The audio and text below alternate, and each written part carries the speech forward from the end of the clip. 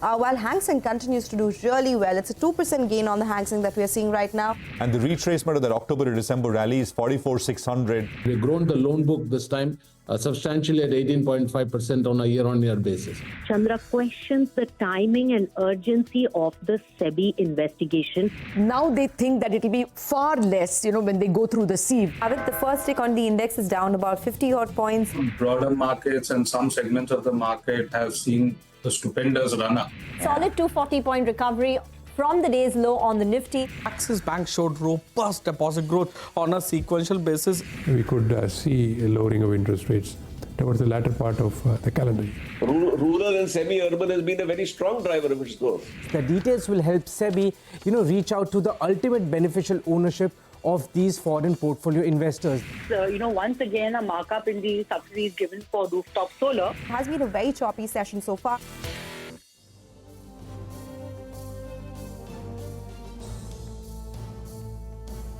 Well, that's the last few hours of trade, and it's been quite a session once again. You're with us here on a fresh new edition of Closing Bell.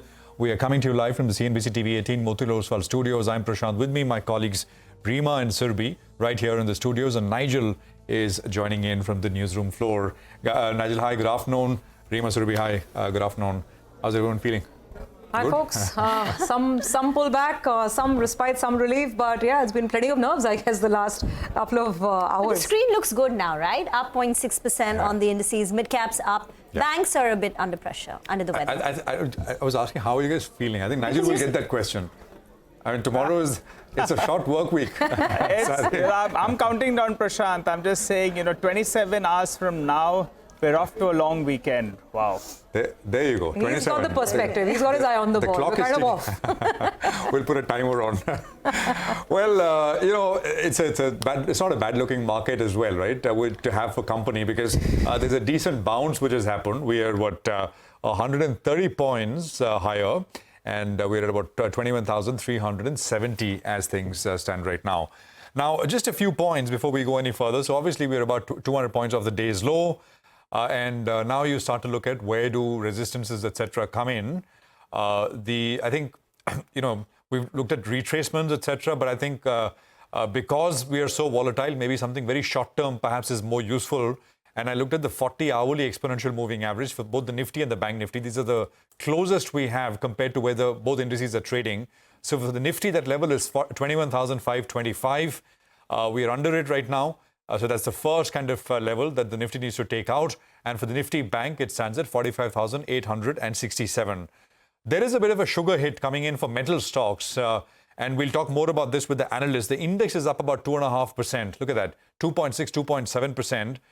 So the news, of course, is not local, it's global. China, the Chinese central bank has promised a rate cut on the 5th of February. And it's kind of led to a bounce in Hang Seng. That index is up, I think, 3%. It's 5% in the last 2 days for the Hang Seng. But that also, of course, is coming. It's a bounce off the absolute carnage that we've seen in China stocks. And, of course, the Hang Seng consequently as well. So that's what's going on. Enough and more to discuss. Result season in full swing. So more coming up there as well. Rima. Banks are sulking today. The Nifty banking index is down 130 points, under pressure on account of Axis Bank and ICICI Bank. These are the top two Nifty losers. Axis Bank down 3.25%, ICICI Bank giving it company with a similar cut. HDFC Bank has bounced back today. The gain is not much, but it's held on to a 1% up move through the course of the trading session. A big day of numbers. So the markets are reacting to numbers from Exide, Canfin Homes. You've got Bharat Dynamics that the street is reacting to. Now, numbers from IOC, where the numbers look much ahead of street expectations on the margin and even on the profitability front. And later on, post-market hours, you have numbers from Tech Mahindra. And ahead of that, Tech Mahindra has moved to the high point of the day. A 2.4% rise on Tech Mahindra as we speak. And you also have Tata Steel, of course, because the entire metal pack is moving up. But Bajaj Auto, that's the other Nifty company reporting numbers post-market hours. And that too is seeing some strength ahead of numbers. Absolutely. So that's the story on the large cap side. And then there's the mid cap bounce back, which is a very strong one indeed. 1.5% up on the mid cap index. And it's those PSU stocks all over again. I mean, yesterday we had that huge shakeout, but just one day and you have the buyers back. So the nervousness clearly didn't last too long. Look at IRFC right now surging higher with a gain of about 6%. PFC, REC, these stocks are up 5-6%. You have some of the banks like IDBI Bank. By the way, that one's up 10% now, IDBI Bank. IOB, and then more names. I mean, IRDA, SJVN, HUDCO. Basically, the PSU rally is back, with a bang, roaring away once again. But I guess, Nigel, we don't have more clarity because it's this nifty bank, this constant selling that's happening on this index, whether technical factors or the disappointing earnings. But this is something that the market has yet not wrapped its head around.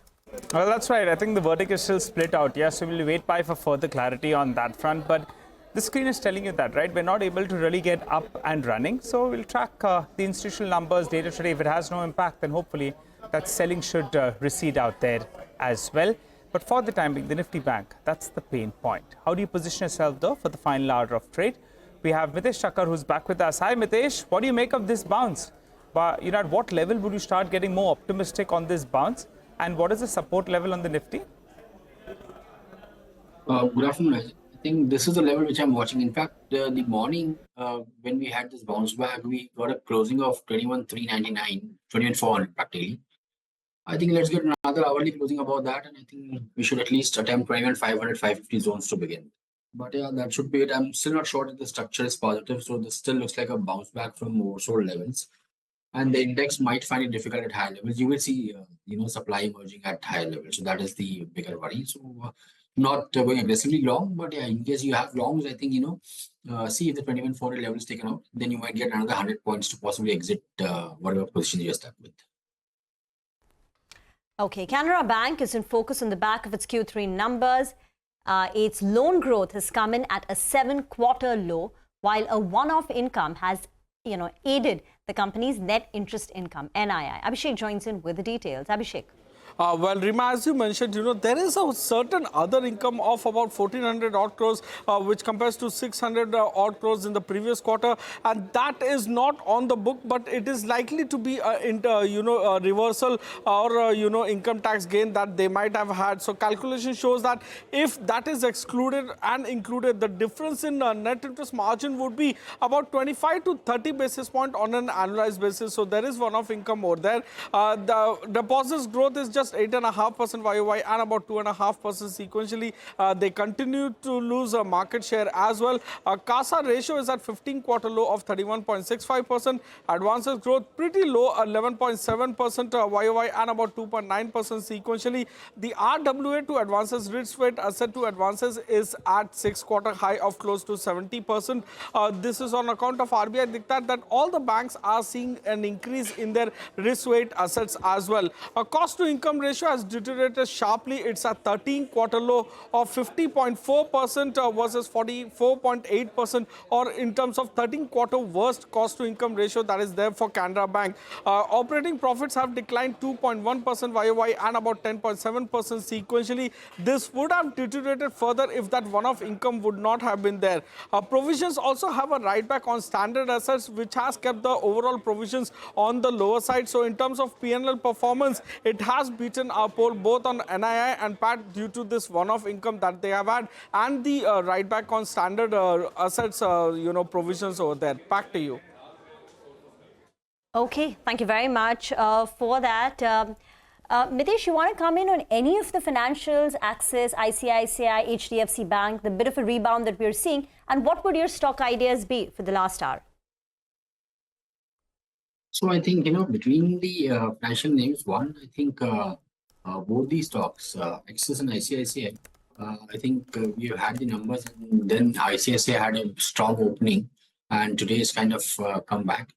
ICICI Bank, I think, looks like now settling into a range. I think 970, 975 on the downside to roughly about 1,030, 40 on the upside would be the range. So try to buy it closer to the lower end of the range, put a 10-point stop loss over there. Axis Bank, on the other hand, had a breakdown and then is recovering today. But there is a big gap up and a couple of moving averages on the higher side. So I think anything closer to about 1,080 would warrant a sell position with a stop about 1,095. Okay, thank you very much for that. We've got Prakash Diwan also joining in. Prakash, are any of the private sector banks a buy for you right now? You're getting Axis, ICICI Bank lower. HDFC Bank has been sulking for the last 10 days. Would you go out and buy any of these private sector banks? And which one?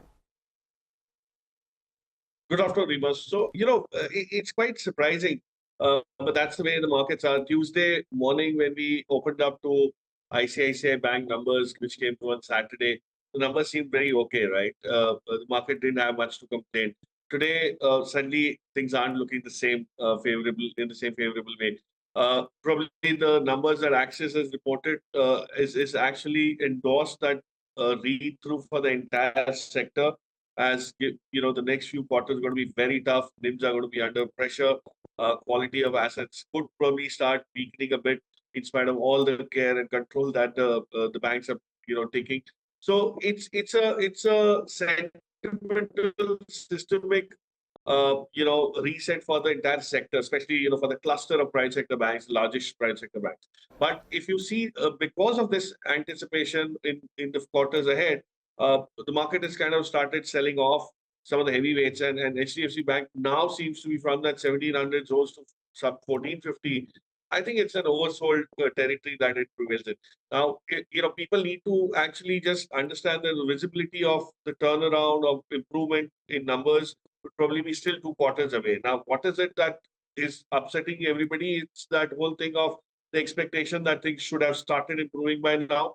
But if you had the patience to ride on for another 2 quarters, especially post-March, things could be very different, given that they're expanding, they're trying to make sure that the combined ratios start falling in place.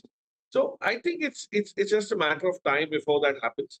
The PSU banks have a different reason, and as compared to that, I think the ownership, under ownership on private sector banks is getting stark. So I would definitely look at buying in some of these private sector banks. HDFC definitely seems to be on the list.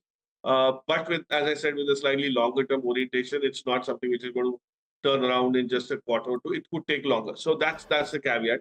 But at this point, ICICI Bank definitely stands out as from the top 4 or 5 banks as one of the best picks. As far as the numbers are concerned, there's nothing to complain about. And you'd probably see a faster rebound there if you're a short-term trader. Okay, all right. Prakash, just hold that thought. Just pull up the intraday chart of Motilal Oswal.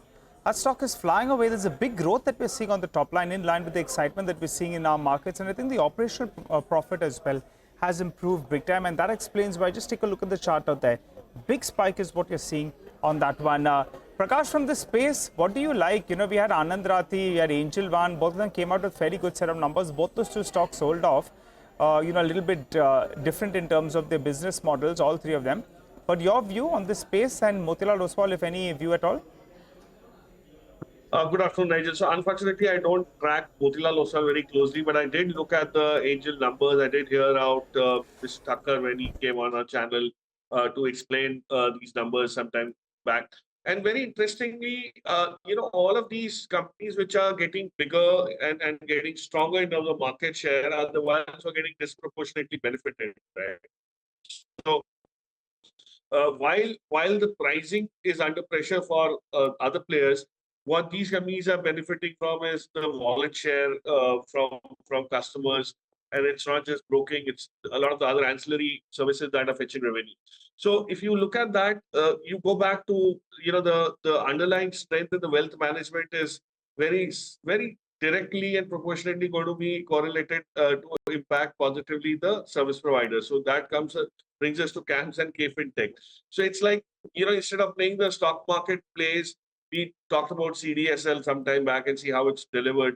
My sense is that if you buy into a KFinTech, which is also launched, by the way, a very robust AIF platform, of course, it has some glitches, as people tell me, but as it kind of, moderates out in terms of all the scribbles, you'll probably start seeing a revenue stream which is very strong and alternatively built from beyond just the public mutual fund. So I would look at a KFinTech. CAMS is a bit mature in its business model, but then it always trades at a slight premium.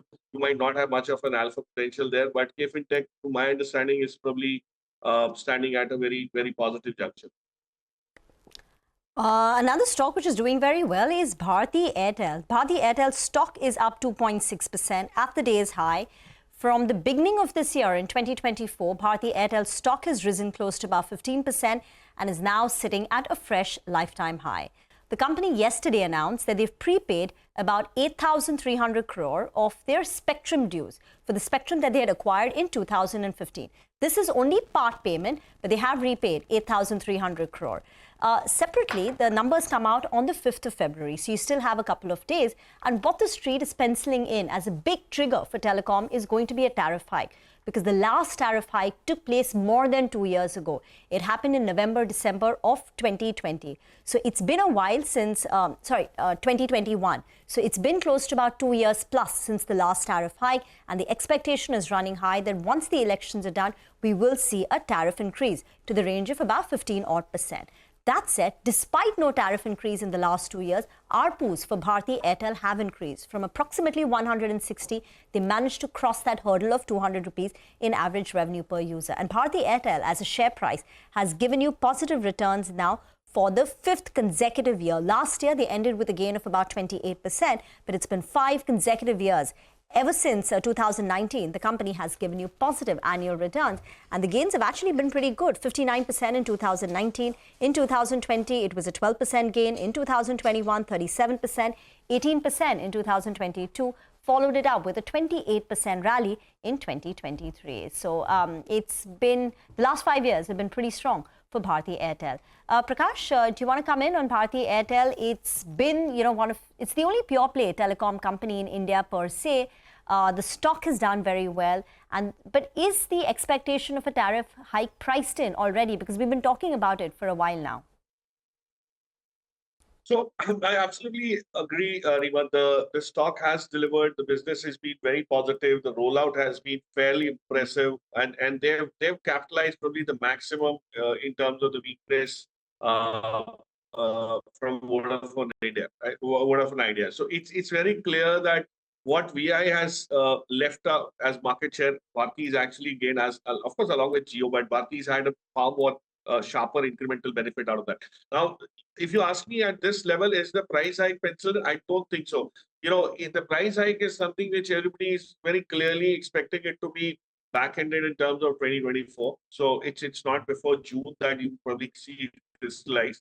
But if that were to happen, it would actually start giving a lot of support and weightage to the price. And you'll probably see a new floor, which is in 4 digits. So very clearly, Bharti seen that, and still it's not, it's not fully represented in most portfolios. If you look at percentage basis, I don't think it's as strong as what it used to be about 3-4 years back. So there's lots that could still happen here. The business on the ground is doing well. They've started expanding their 5G, tower network very aggressively, especially after the small cell site has been accepted as the way going forward. So there's lots that's happened on a technological bandwidth expansion issue. So that's what they've scored. I wouldn't be surprised if the price hike, starts getting anticipated in the stock price somewhere around, April, May, and that could probably give some more. There could be some very positive headwinds to the stock as well. Okay, all right. We'll take a quick commercial break here. The market's up a little bit more compared to where it was when we started. So it's a very, very strong day, and I think we are now at the high point of the day for the index. The last high was made at about 10:36 in the morning, and just now we've taken that out, and so a new high, 21,425 is where the index is now trading at. So big swings. We'll take a quick commercial break here. We'll talk about that other story, which is the metal story. Peter Maguire, CEO, Exim Australia, will be joining in. China is going to cut their reserve requirement for banks in early February. After that, we'll be joined by Mithun Aswath, Managing Partner at Kiva Advisors. More on markets. Stay tuned.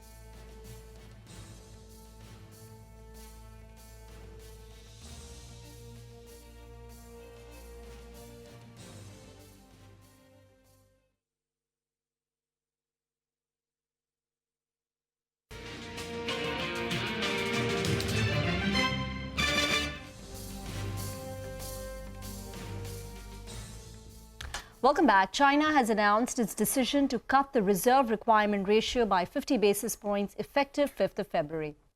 To discuss this, we're joined by Peter Maguire, CEO of XM Australia. Peter, does this come in line with market expectation? Is the market surprised? And what kind of an impetus or a stimuli will this provide to the commodities market? Well, good afternoon, Rima. I think a couple of things. It's the first reduction and for this year, and you had two last year. So I think we were all expecting it. You've seen a big washout, continual washout and softness as far as the CSI 300, and it will no doubt put growth into the Chinese economy, which in turn should see higher growth as far as base metals and the commodity complex itself. So I think it's going to be a good thing if you're a miner or if you're providing metals. And from a consumption standpoint, it's probably not a bad thing either for internal demand in China. Peter, good afternoon. Good to see you. And Peter, if in case this rate cut does come about and the Chinese are looking to pep up their economy, which is the metal that is best placed according to you? Well, I mean, that's a difficult one, Nigel, in so many ways to look at, but you'd have to look at copper. You've got to look at the barometer itself in the sense, and that's always been the barometer across base metals.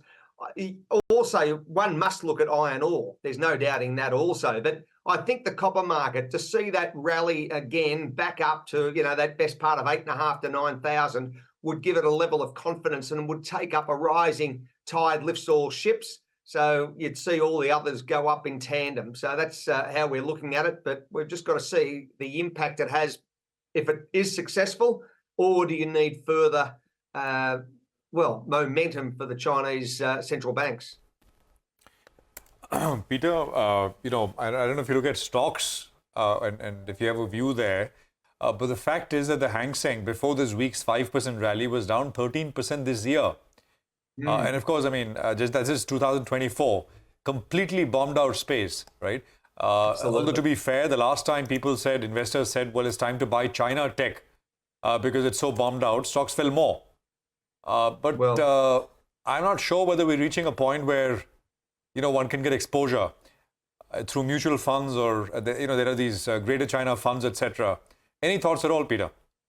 Yeah, absolutely, Prashant. I think a couple of things. First off, you've got to be conscious. It hit 5,800, the CSI 300, in around about August of 2020. So you've had that big push down now. You're nearly you're 45% down. And as you mentioned, as far as Hong Kong. So yeah, you've got to be sector specific. There are some sectors that are performing a lot better than the ones that are crashing. And that's where you've got to do your homework from a retail, or the institutions are fine, but from a retail trader and that perspective. So be conscious as far as opportunity and really lock in your downside and use derivatives to hedge as far as, risk metrics. And you've got to take a very concerted view because these are certainly unusual times. All right, Peter, final question from my end. Do you track coal, thermal as well as coking coal, and how is the trajectory out there? Because demand appears to be fairly okay, and there are some supply constraints as well that are creeping in. Absolutely, and they're the great challenges, Nigel. I mean, when you're looking at supply constraints across that whole coal complex. Look, you've just got to be conscious. What's happening? Where does it come from? Is there shipping issues with it? Are there issues as far as mining? Have you got strikes in mines? And what's happening from the supply side and production? And then you're looking into the demand side. Is it weaker than usual? Is it stronger than usual? What's going on as far as weather outages? What's going on with electricity demand? All of these factors need to be taken into consideration as far as energy consumption. And that's where coal plays a huge component as far as certainly for India, and very much for the world. We got that, Peter. We'll leave it there. Quick conversation today, but straight off the bat, the commodity you named is copper, right? So we'll keep an eye out on that one, and of course some of the others that you mentioned. Maybe look at Hindustan Copper, which is of course the only pure play copper sort of miner here. It's a 5% gain, 272. The recent high on Hindustan Copper, of course, was about 290, and it dropped off to a low a few days back to about 245, but is making a comeback. Mithun Aswath is with us, managing partner at Kiva Advisors. Mithun, good to have you with us here. Thanks for your time. It's been pretty volatile. Last few trading sessions, not like the very smooth ride we had in November and December. So what are you doing? And of course, I mean, one of the things which changed was what HDFC Bank is doing, right? Tremendous amount of pressure. That's the, in a way, the new thing from a large cap perspective. So just a quick view on the market and HDFC Bank, and if you've bought it or you're thinking of buying it. Yeah, hi, Prashant. I think, markets have been a little bit choppy over the last couple of weeks. Primarily, you've seen FI selling, which has intensified when, the markets peaked maybe at over 22,000 levels. But I think the action in the markets are more in the outside the index. I think there are lots of stories and pockets where, individual companies are reporting good numbers. And be it impetus either from the government because of the capex plans they have, there are spots which continue to do well, and even during sharp corrections like we saw yesterday, they're being bought into. So I think one needs to really monitor valuations, look at stocks individually, and see where there are upsides, and then one needs to take positions. HDFC Bank, Mithun? Yeah, on HDFC Bank, I think it's more a company-specific issue in terms of the deposit growth that they would need to embark upon. I think it's going to be maybe a couple of quarters before they completely digest the acquisition or the merger of HDFC. But apart from that, if you really look at the numbers, there was nothing really to be too concerned about. Advances are growing, the asset quality remains in check. I think the concern is only on the deposit growth. Typically, I think Q4 is quite strong for deposit growth for HDFC. So I think valuations are coming to the really low end of the curve for about 2.5 times book. So downside may be limited, but I think this deposit accretion will be a sector-specific phenomenon. All of the banks are struggling to grow deposits, but HDFC, with the franchise they have and the network that they have, should be reasonably well poised to grow the deposit. Mithun, hi, afternoon. I remember our last conversation, you were talking about BEML. Is that correct, in the defense pack? That's right, Rima. I think, so just wanted to, it says clearly you would have studied the entire defense pack. BDL, Bharat Dynamics, just reported their numbers. Numbers look good. The company's reported a revenue growth of 30%. Margins have expanded 30 basis points, 19.8%. So steady on the margin front. And profit is up nearly 60%, aided by a higher other income. But the top line growth is strong. Margins have been steady. But the stock hasn't reacted. It's just up close to about, flat to 1%. So is the best of the good news or steady numbers in the price now for defense companies? How would you view these numbers and what we should expect for the defense basket? Yeah, see, Rima, I think it's quite difficult. Like, for example, BML is up 40-50% since, we, advised our clients, and has happened in a hurry, primarily because, there is good visibility in terms of order booking and potential orders that these companies could get over the next 12 to 24 months.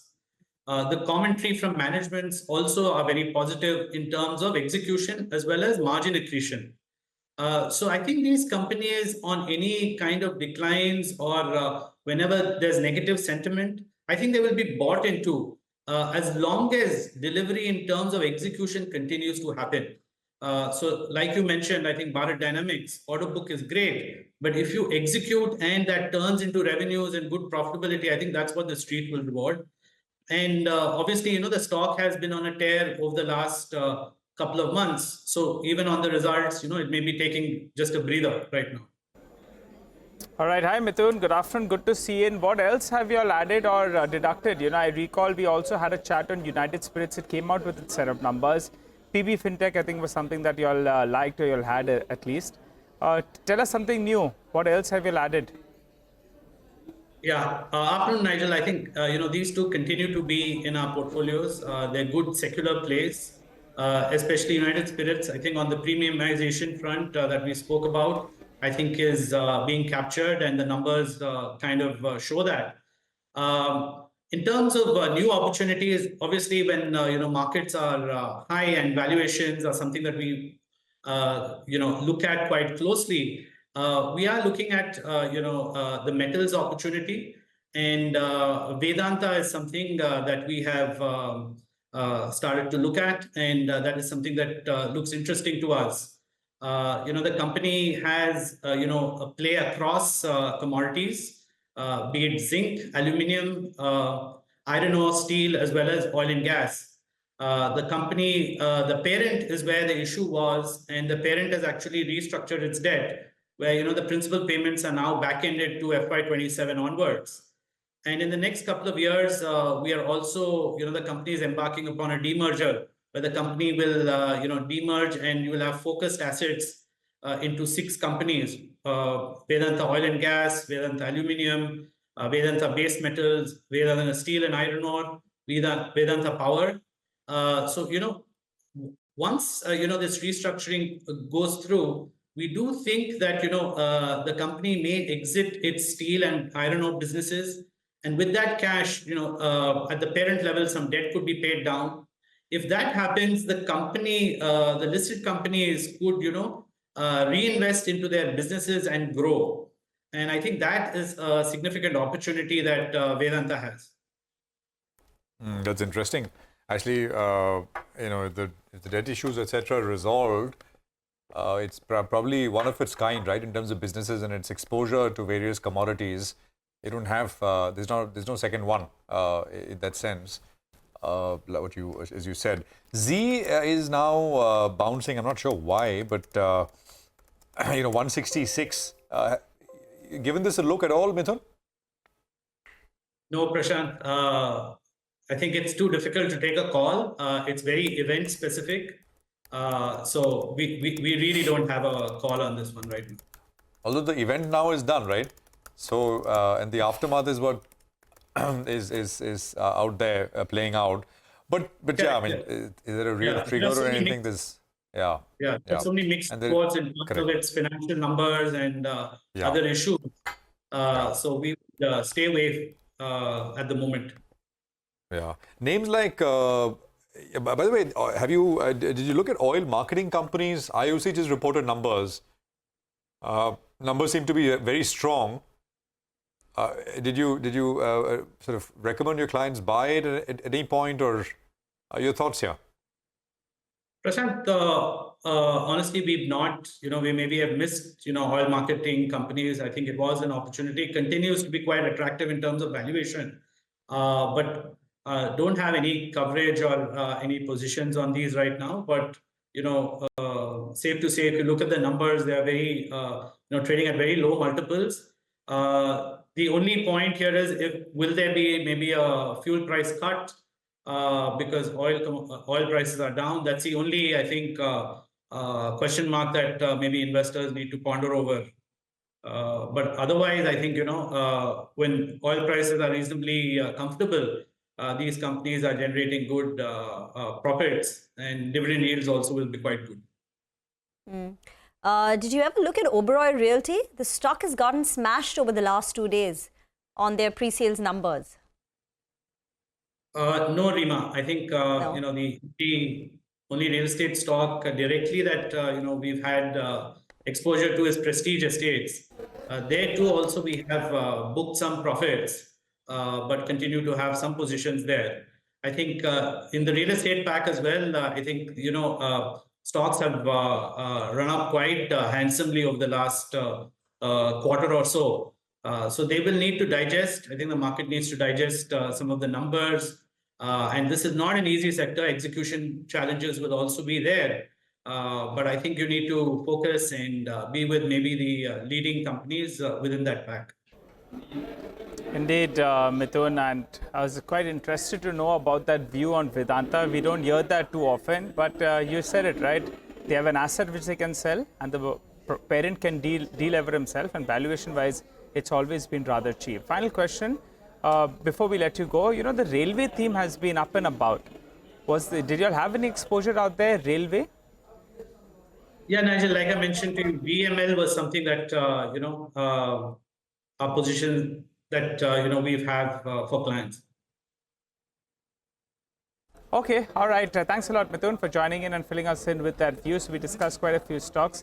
Appreciate you joining in and sharing your view on markets and on various sectors as well. We'll slip into a short break, though, with news that the markets are at the high point of the day. One day ahead of expiry. So let's see how it goes. But Nimish will be waiting for us on the other side. He'll tell us what's going on in dealing rooms.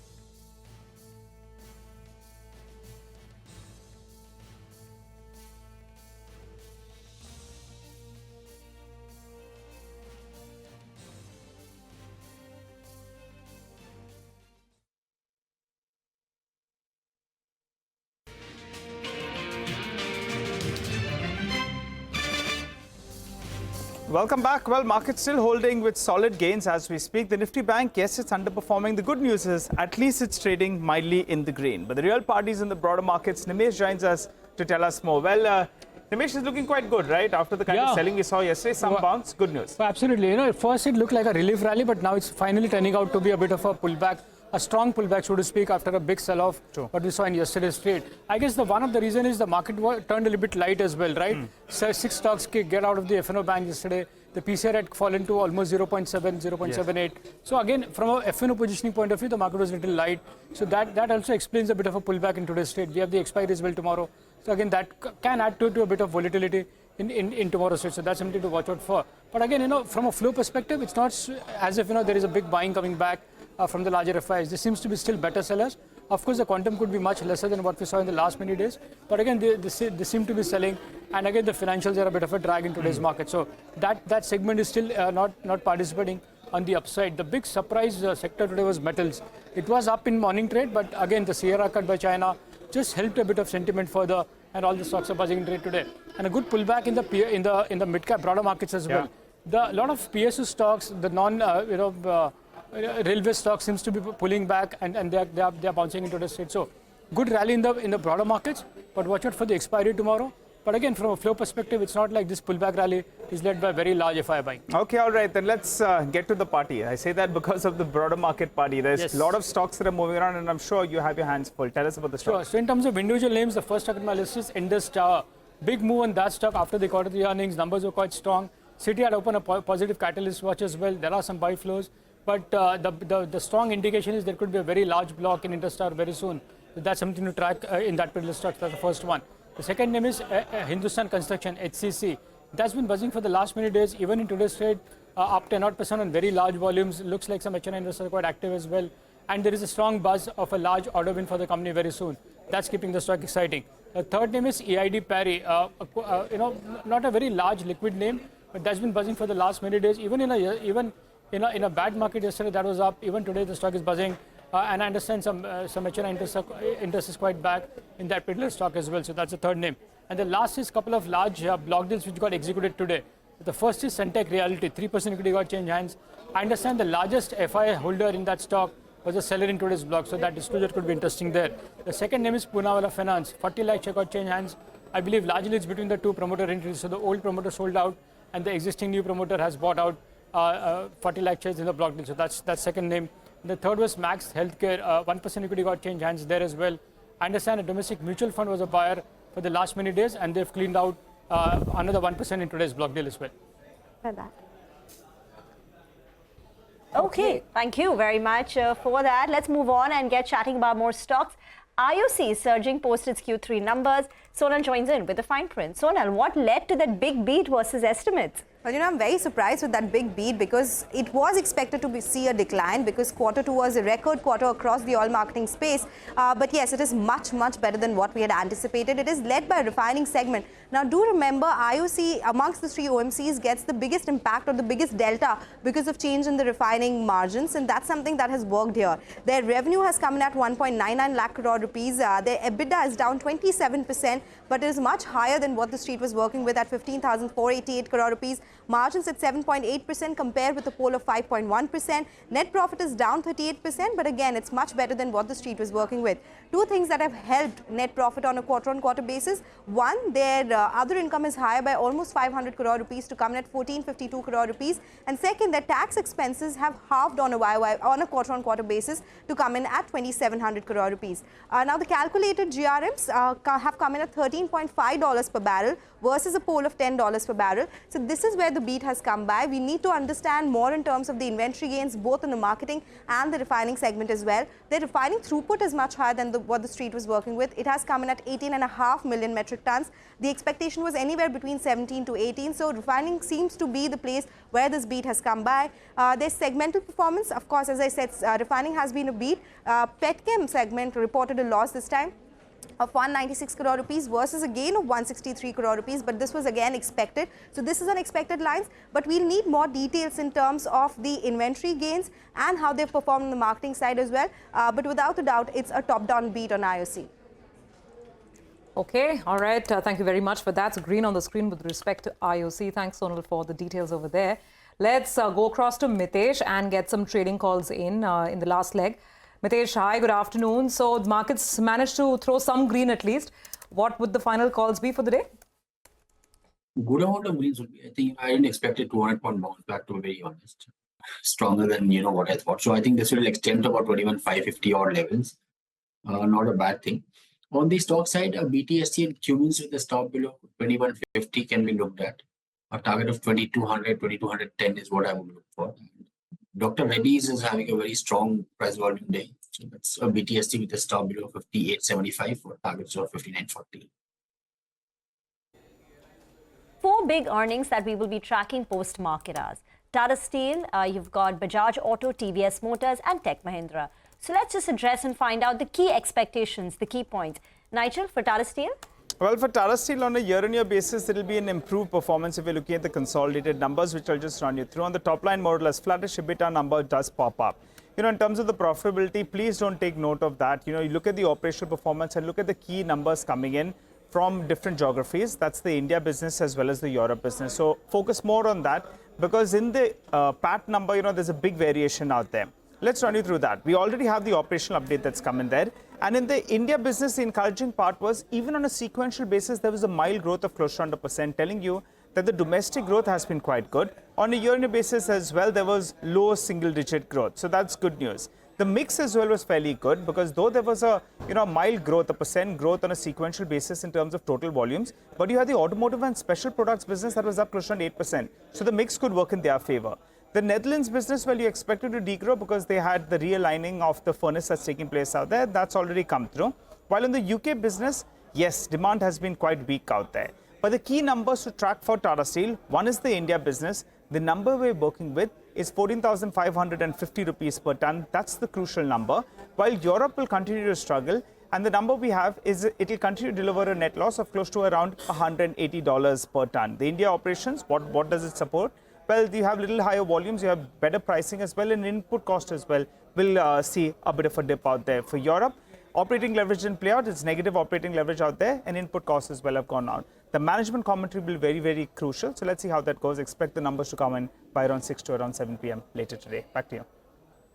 Okay, that's quite late, 6 to 7 p.m. Bajaj Auto is surging in trade ahead of its numbers.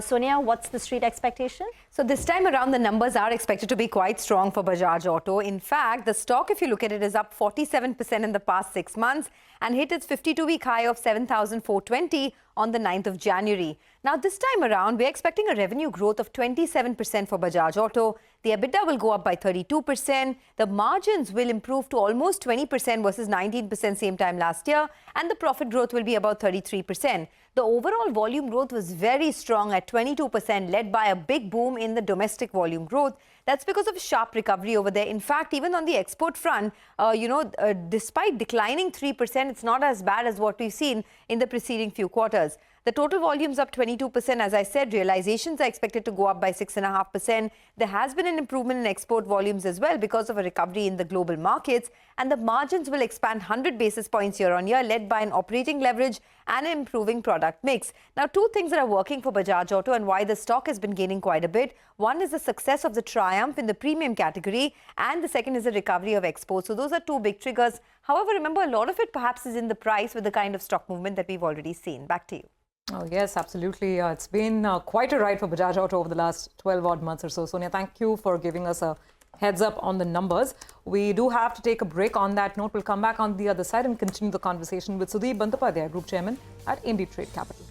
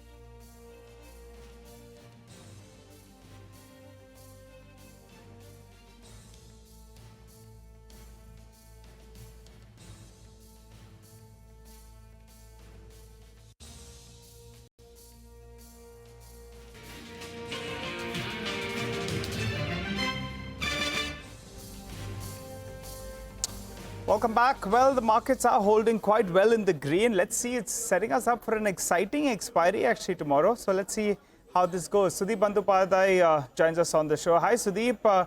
Good to see you in. Sudeep, what's your view on some of these metal stocks? We have Tata Steel that comes out with a set of numbers later today. And the problem is that, the street is sniffing good set of numbers, but still the backdrop is a little bit muffled because of China. Your view at around 135 rupees? Well, I like Tata Steel, Nigel. I think, domestic business is rock solid. And whatever could go right for domestic business has gone right. The input costs have come down. There is a significant demand for steel. The factories are functioning beautifully. They are one of the lowest cost producer of steel in the world. The product mix has helped them.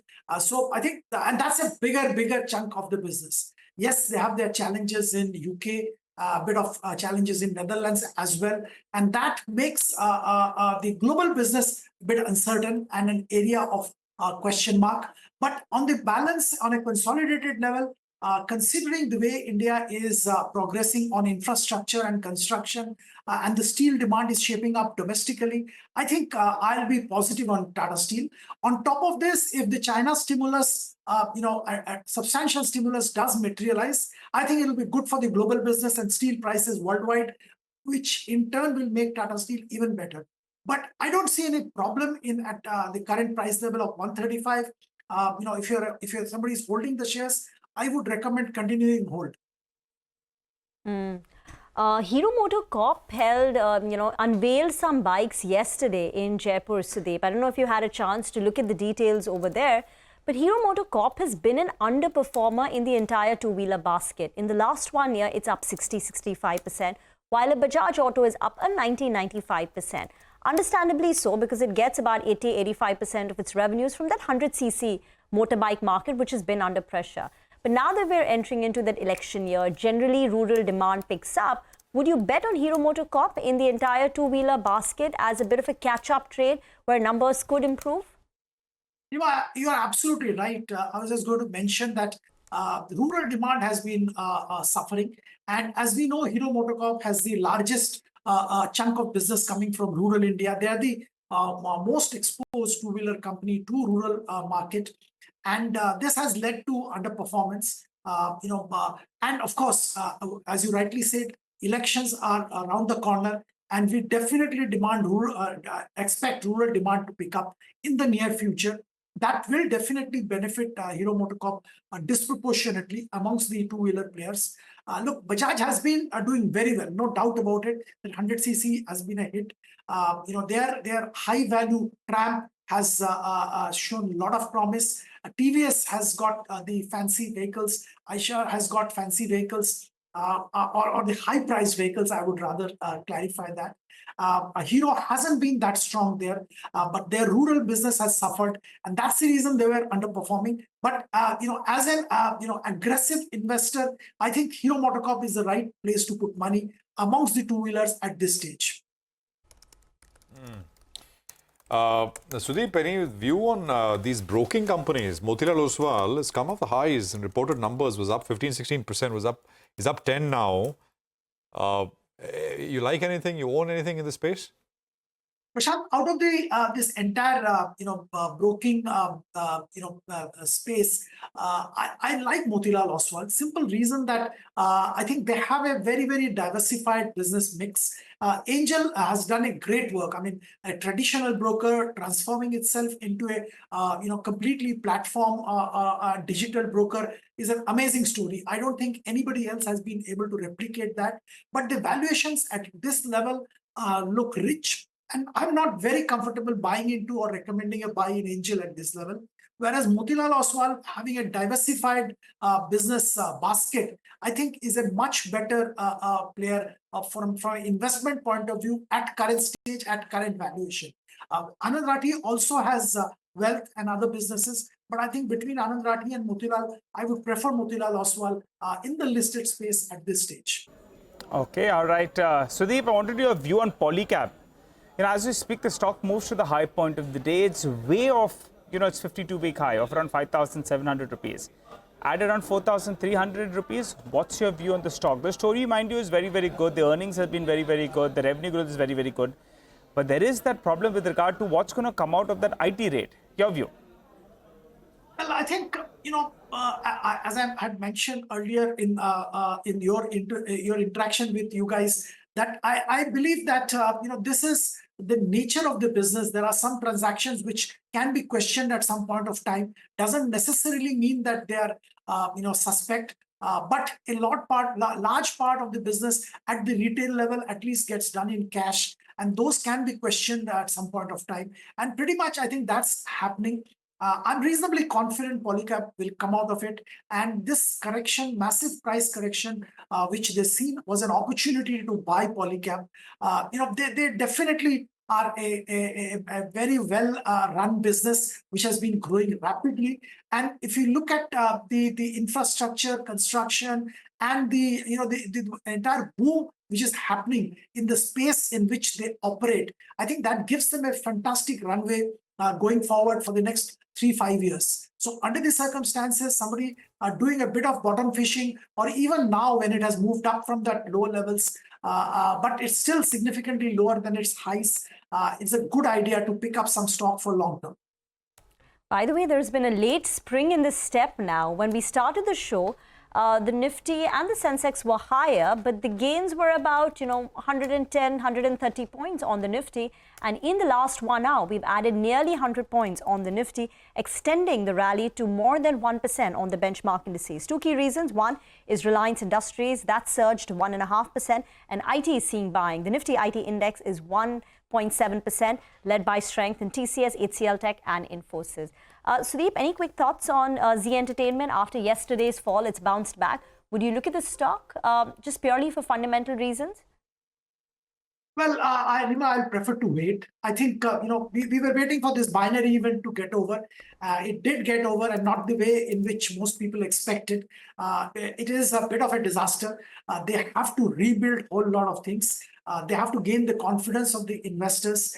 And the entire, regulatory challenges which they are facing also comes to the forefront. So at this stage, I think I will stay away from Z. I'll watch this space. Definitely, it looks attractive from a valuation point of view.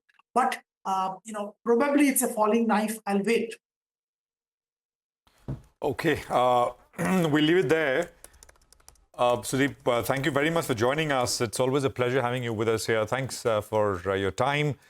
We leave off at the day's highest point. I mean, this is looking pretty solid.